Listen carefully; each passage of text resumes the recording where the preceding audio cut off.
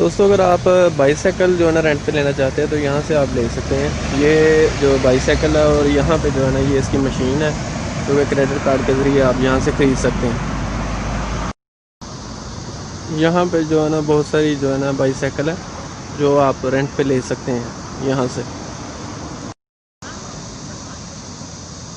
ये है वो लेक पार्क,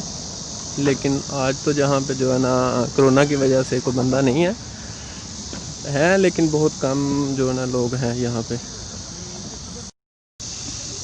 और ये आप देख लें यहाँ पे जो है ना ये सारा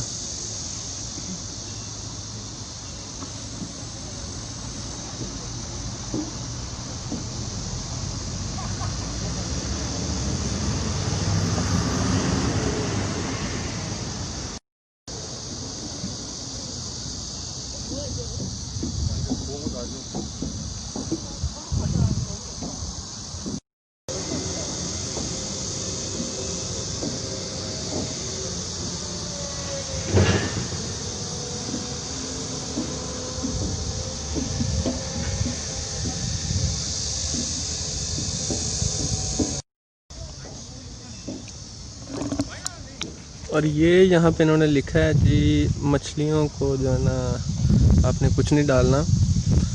लेकिन शायद इसके लिखने की ये वजह है कि ये जो लेक है ये गंदी ना हो जाए, मतलब पानी जो है वो गंदा ना हो जाए, इस वजह से